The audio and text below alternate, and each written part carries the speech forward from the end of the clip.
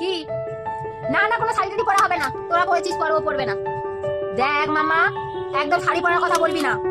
আমি ক্লাস 9-এ উঠেছি, তারপরে শাড়ি পরেছি, তার আগে শাড়ি পরিনি। কিসের জন্য? ওরা পড়ছে পড়ুক। তোমাকে জামা কিনে দিয়েছি, জামা পরবে, ওই বাড়িতে গিয়ে যাবে, ওই কাকিমা ডেকে গেছে, ওই বাড়িতে গিয়ে পুষ্পাঞ্জলি দেবে, ব্যাস চলে আসবে। আর বোনের স্কুলে যাবে, চলে আসবে। আর কোথাও যাবি না। সরস্বতী পুজো মানে কি রে? হ্যাঁ, 10-12 জন একসাথে মিলে কোথায় যাবি প্ল্যান করেছিস? কোথাও যেতে হবে না, ওরা যাচ্ছে যাক। আমরাও সরস্বতী পুজো করেছি, তোদের মতো একটা ফেস্টিভ্যাল করিনি রে। আমার মেয়ে সাধারণ থাক, আমি সাধারণ, আমার মেয়েও সাধারণ থাক। হ্যাঁ, তোরা শাড়ি পরেছিস পর, ওকে পরাতে হবে না। হয়তো ওদের সাথে আমি হাতে করে নিয়ে গিয়ে সাথে করে নিয়ে যাবো, নিয়ে গিয়ে পুষ্পাঞ্জলি দেওয়াবো, দিয়ে আবার বাড়ি নিয়ে আসবো। তোদের সাথে কোথাও যেতে হবে না। তোদের শাড়ি পরে দেখলে মাথা ঘুরে যায়। আমরা শুধু সামান্য ফ্রক পরতাম, একটু চুলটা বাঁধতাম, আবার কিন্তু বাঁধতামও না। এরকম ছাড়িয়ে তারপরে একটা টিপ করে নিয়ে পুষ্পাঞ্জলি দিতে যেতাম জামা পরে, হাতে ফুল নিয়ে। আর তোরা হাতে ফোন নিয়ে সাজগুজ করে ফেস্টিভ্যাল করে ওরা ঘুরে বেড়াচ্ছিস। পুষ্পাঞ্জলি দিচ্ছিস না ছেলে বলাচ্ছিস।